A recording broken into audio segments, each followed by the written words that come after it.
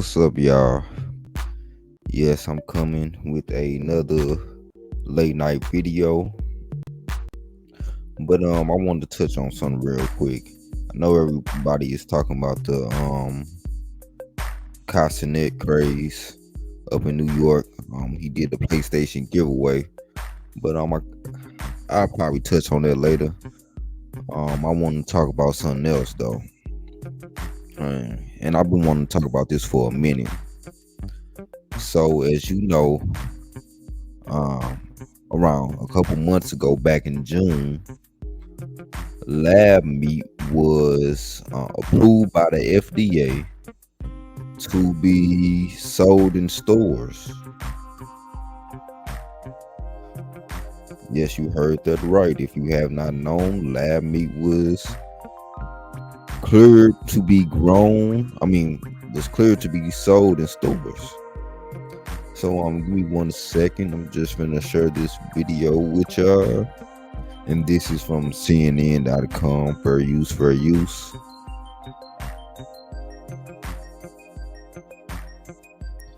Y'all just bear with me.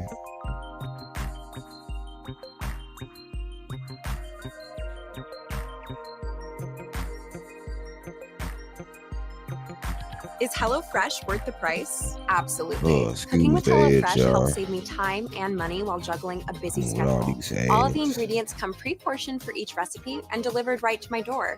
It's cheaper than grocery shopping, plus I get to skip the trip and start cooking whenever it's convenient.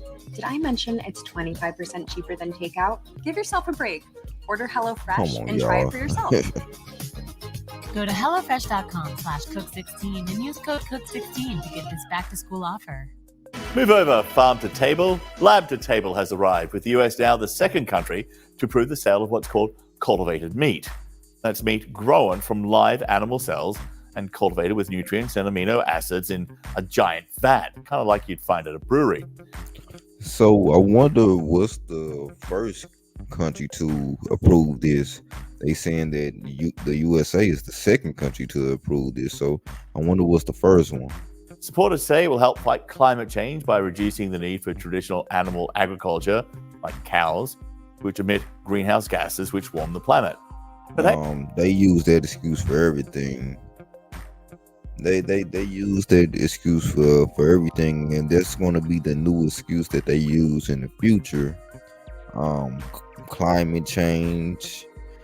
They're using this as a way of control. So they're gonna be like, yes, because of climate change, you can only be out past a certain curfew. That's why they're implementing these smart cities. So this is going to be used a lot. You're gonna hear this: climate change, greenhouse gases. You're gonna hear that a lot. hey, how does it taste? It'll taste exactly as you would expect a chicken to taste. So the part that's remarkable about it is we didn't have to raise and slaughter a chicken to get real chicken meat out of it. And the part that's unremarkable is that it tastes like chicken. It's Okay, that's cool and all, but nobody wants to eat no food that's grown in the lab. Nobody wants that. Is it already bad enough y'all pumping all these antibiotics, pumping all this stuff into our chickens to make them grow faster? So now y'all want to do this. No, nobody wants this. what we've been used to eating for thousands of years. Tastes like chicken because it comes from a chicken. Apparently cows are more complicated to grow. Two companies plan to sell cultivated chicken to restaurants in Washington and San Francisco, kind of like a soft launch if you like. With us now from Washington is Bruce Friedlich, CEO of the Good Food Institute, a non-profit. So they talking about how this can be more efficient. We don't have to use actual chickens. And like I said, they're gonna use this greenhouse gas thing, being more efficient as an excuse. But what are the health? How does this affect people's health? regular chicken with all these chemicals pumped into them, and regular meat already gives us cancer because of all these chemicals that's pumped into them. So now they're going to be making this lab grown synthetic chicken. What health risk does this type of meat have on the human body? Organization which promotes plant and cell-based alternatives to animal products. Bruce, thank you for being with us. Thanks very much for having me, John. I'm glad to be here. Oh, that's good, because I want to talk about the cost of this lab-grown meat, if you like, because it's been doable now for a decade or longer, but it's always been very costly. Back in 2019, for example, Bloomberg reported these $50 chicken nuggets were grown in a lab, and that was $50 each nugget, down from $1,000 each. More recently, a restaurant in Singapore offered lab-grown chicken and waffles on one plate and chicken on a Chinese steamed bun on the other. The cost was 23 Singapore dollars, about 17 US dollars. So given that the cultivated chicken will be available in the United States at a few select restaurants, what will be the cost point here? How much will it cost? And will that cover the cost of production? Will it come anywhere close to the break-even point? Well, it's going to be offered in Jose Andres in Washington, D.C. is going to have it in one of his restaurants, and Dominique Cran, Michelin-starred chef in San Francisco, will have it in one of her restaurants. So my guess is that it will be comparatively priced with the other items on their restaurants, but those items are already priced fairly highly. Will the companies break even? I don't know if they're going to break even. They'll probably come close to breaking even. It might be a little bit of a loss leader early on, but I think that's probably going to be up to the restaurants and where the restaurants are willing to price it. Because I think no matter what. So this, as you can see, this is pretty expensive now, but I can see later on down the line to where they're going to make this cheaper to incentivize people to go out and get this type of meat more. And the thing is, restaurants are already selling this. So my question is, whenever this goes out, is this going to be correctly labeled in stores? Is it out now and we don't know it? What's the move with this?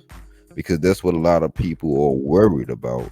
We don't want to be eating no lab meat and we don't know it. We want to be able to tell the difference, so we can say, nah, I don't want to eat that. Or if you're crazy enough to eat this lab meat, then be my guest. Cost they price it at, there will be lines around the block. And very long waiting lists from people who are enthusiastic about the idea of eating meat that was grown without the feed for lab animals. Yeah, I don't see why anybody would be enthusiastic about this. I'm good on it. I don't want no lab-grown food from no machine. If that's the case, I'd rather just go to this, to that mushroom meat. Just go vegan if that's the case. Now, the CEO of Upside Foods, which is one of the two companies given approval by regulators, he shed some light on the production process. This was back in January. Listen to this. So cultivated meat is meat. Like I said, it's not a meat alternative. It's meat that's grown from real animal cells. So what we do is we take really high quality animal cells from, let's say, a cow or a pig or a chicken or a lobster, and we look for cells that can continue to grow outside the animal in a very robust and a healthy way. But a study published in the Biotechnology and Bioengineering Journal, this was back in 2021, looked at scaling up bulk cell production, which is crucial to this whole process and when it becomes cost effective. This study found low growth rate, metabolic inefficiency, catabolite inhibition, and shear-induced cell damage will all limit practical bioreactor volume and attainable cell density. In other words, the conclusion is that at this point, it's just not possible to reach the level of production which is needed to lower the costs so that lab-grown meat can compete with traditional meat products. Have we moved on from that point?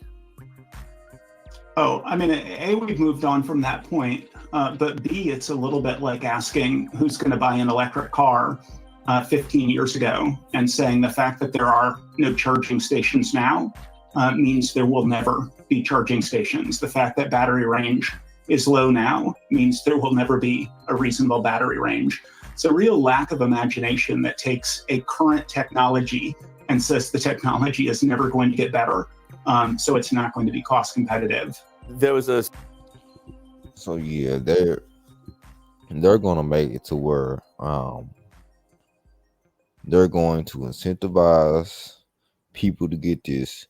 That I do see them lowering the cost of this and being able to produce this on a mass scale to completely replace real meat and incentivize people to get this instead of real meat. And as you seen before, he was saying that you have to be able to produce these cells at a high rate, and that whole process just doesn't sound good to me. To where I want to be able to put that in my body. I don't want to put nothing like that in my body. a study done by MIT, and this was, I think, back in 2021. And it basically said that the meat consumption around the world, we're on track to set a new record for global meat consumption. That was the big headline. And all 350 billion kilograms of meat being eaten around the world. And, as you mentioned, the meat industry produces more carbon dioxide or carbon pollution than transportation. So alternative meat or lab-grown meat will be a crucial part of solving the climate crisis. Yeah, I mean, it's a huge part of solving the climate crisis. It requires 1/20 of the land, causes 1/10 of the direct emissions, doesn't require antimicrobials in production, doesn't contribute to pandemic risk at all. Yeah, man, we have plenty of land on this earth. That's an excuse. We are just fine. And if the case really need, I mean, if it really gets down to that, me personally, I'll go back to eating plant-based foods. I already do that some days to where I just eat nothing but a plant-based diet some days and just fast from meat. So we're just gonna have to go back to the old days. My grandparents, they didn't eat meat all the time like that. They had to eat potatoes or whatever. They ate cornbread, cabbage and stuff like that. They only ate meat like certain times a year. So if it needs to be, I'd rather just go back to that and eating this lab grown meat. Things like bird flu and pig flu have a significant likelihood of jumping the species barrier and becoming the next global pandemic. So it solves a lot of problems. There are also right. I mean, well, you can get the same thing from some lab grown meat. You taking cells from these animals. Y'all say it's good cells and y'all growing these cells, but what are y'all growing these cells with? And I'm not no scientist, so I can't really get into the scientific detail of this, but it's just it doesn't sound good for consumption to me. It sounds like it would do some harm to the body. the ethical issues of eating meat. Good Meat advertises its products as meat without slaughter. And good meat is real meat, they say, made without tearing down a forest or taking a life. Pigs, for example, have the same level of intelligence and cognitive skills as a 3-year-old child. Kind of tough to sit down and eat the flesh of an animal that is capable of learning, likes to explore, enjoys playing, and shows self-awareness. Yeah, I mean, I think there are lots of different reasons that people might choose to be uncomfortable with current production practices for conventional meat. And the reality is that we have been making meat in the same way for 12,000 years. It's antiquated, it's inefficient. And what cultivated meat does is it allows consumers to eat the meat they love, but it's produced in a way that doesn't have the contribution. Is that supposed to be the lab meat? cruelty, doesn't have the contribution to antimicrobial resistance, to climate change, to biodiversity loss. And the great thing about today is that the FDA and the USDA, which have the highest regulatory standards for food safety of any bodies in the world, and they are saying this is a safe and trusted way that consumers can get them. Yeah, whatever. The FDA, they'll approve anything. They'll approve anything. Look at the food we have out now. All these deadly chemicals that cause cancer, heart disease, all type of ailments to the body. Just because the FDA approve it, in my book, it doesn't mean anything to me. They'll approve anything, especially here in America. A lot of the food that we have here in America, is a lot of the ingredients used is not allowed to be used in other countries. That's how dangerous the ingredients is that's being used here in the food in America. The meat they love, but without the harm. Bruce, thank you so much for being with us. We really appreciate it. And this is quite a, it's a big day in so many ways. So it's good to have you with us. Thank you. Absolutely, my pleasure. Thanks for having me. Okay. I love the fact that HelloFresh. So that is the lab grown meat that they've been talking about. So I want to show y'all a few other things, and I've been looking at this on TikTok, and this kind of what inspired me to actually do this video. Let's see.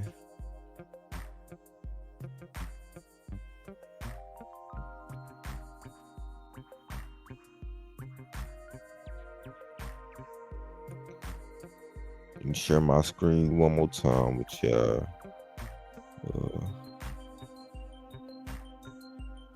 Now this has been all down my TikTok, so I want to share this with y'all. The age of lab-grown meat has arrived in this country. The Agriculture Department just approved 2 California companies to sell chicken grown in steel tanks using cells that come from an animal egg or a special bank of stored cells.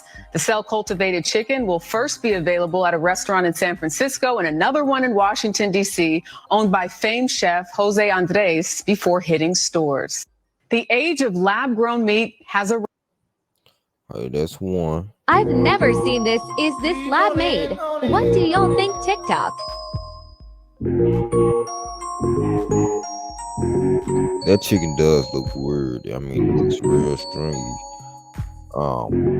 Now somebody that I've never seen this. Is this raises chickens, they said that this is not lab grown meat. They kind of give the explanation to why it looks like that. That's suspicious. That's weird. All right, TikTok. You guys have been seeing that viral video of the chicken. Tell me what you think.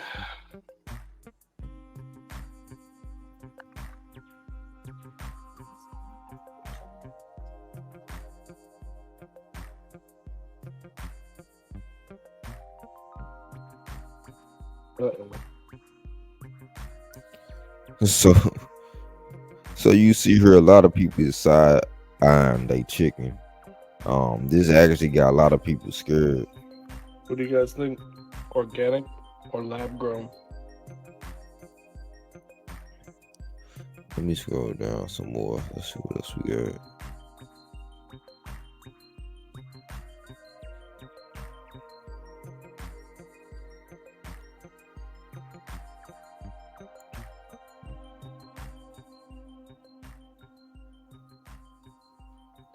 This is fake meat. This is fake. That's not fake, that's just expired. Although the United States did just approve the sale of fake lab-grown meat, that chicken tender was just frozen and thawed a bunch of times, causing this white filament connecting all of the fibers of the muscle to degrade and fall apart. it's bad meat, it's expired. It also probably does not have a smell, because that's the first thing to go whenever your meat is going bad. Then the sliminess, which we're all accustomed to, that comes after. I hate to be the guy to break out an anatomy textbook, but it's actually very interesting, because if you got a microscope and you were skilled enough, you could actually peel off individual cells that run the entire length of that chicken tender. The fake lab-grown meat is going to be very clearly marked and labeled, and it was just approved for sale, so I would be very shocked if Walmart was already selling it, let alone trying to disguise it as traditional normal chicken. If I'm wrong, and you've ever bought meat from Walmart, we're about to get paid. This is fake. Okay, well, he gave his take. He said it's probably because the meat is bad, to why it looks like that. Here goes Like, somebody. and it's This is the literally the same. I don't want to hear, oh, it's sliced. That's what they do. All right, that is actual chicken. It's not been sliced. It's real chicken. I'm a chicken farmer and meat producer. So that's the variety of chickens that they raise for meat is bred to get from chick born, hatched out of an egg, to fully grown adult. Like, you are slaughtering this bird for eating within 8 to 12 weeks. They get bigger and bigger, by about 12 weeks at the absolute most. Some of them even faster than that. So like in 2 months, this thing goes from this big to big fat thing with a huge, breast and meat and all that. So what you're seeing there is the fact that the meat grows so freaking fast. There's hardly anything to pull it together, and there's nothing keeping these birds together. Here's what I want you to compare it to. Have you ever seen those videos with like pine wood, where they show you old timbers that people used to build houses with, and how the grains in the wood were so close together because the wood used to take a lot longer to grow, and it was thus stronger and thicker and hardier, and just old houses last longer than new houses because new houses are built with cheap pine where the growth rings are so far apart. Think of that when you're thinking of this chicken. Okay, it is grown so ridiculously fast that there's not enough, just like, I don't even know the correct scientific term for it. There's nothing keeping that meat together except hopes and prayers and the commercial meat industry praying that you'll eat more and more chicken, because it just grows so ridiculously fast. These animals have no good chance at a life. So again, yes, I agree with some of the commenters on that video. Buy meat raised from local farms where you can see those chickens, or raise it yourself. Raising chickens isn't that hard. Like, and it's literally the same. So that right there was a chicken farmer, and basically what she said was a lot of the chicken looks like that because the chicken is pumped up with all these chemicals and stuff to make them grow faster, and we have such a demand for chicken that these commercial chicken farmers they grow them at a fast pace, and because they grow so much at a fast rate that they end up looking stringy like that because they grow so fast. They looked up they the meat ends up looking like all like stringy and teared apart, and as you can see, it has ripples in the meat. So that's the explanation she gave. And then as you can see, the other dude basically said that it's bad meat. It was frozen and refrozen over and over again. Those are the two excuses. So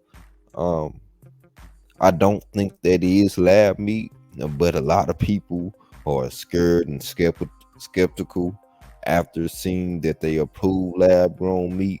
But the thing is, they need to make it very clear that they are going to have this categorized. They're going to have it separated. They're going to have this clearly labeled, because in that video, they didn't put that much emphasis on like how they're going to have it labeled and everything. Of course, restaurants have it, and I'm pretty sure they do label it at the restaurants. But yeah, a lot of people is looking at this sideways. They like, man, I don't want to eat this lab meat, and they looking at their chicken sideways too. So it is to the point to where we're going to have to start cultivating our own food. That will be the best bet because you know exactly what you're getting. Um, you know what happens to your food. You know how it's grown, how it's raised. So a lot of us we really need to go back to that, or just go plant based. I see a lot of these people growing mushrooms inside their house, having mushroom grow kits and substituting meat with mushrooms, and a lot of these chefs they make that stuff actually look good. So yeah, but I just wanted to do a quick video on that. I've been seeing that a lot of people talk about it. Um, like I said, I don't trust that lab meat. I most definitely think it's going to have some effects on the health even more than this actual meat, because these are just some cells that are grown. Like, what effect is that going to have on the body? Because they using chemicals and stuff to grow the cells. So you got to really think about this. Like, what are you what type of food are you intaking? But yeah, y'all have a good night, and some more videos are to come. If you like the content, give us a like, give me a subscribe, so you can get more content. Y'all have a good night. Peace.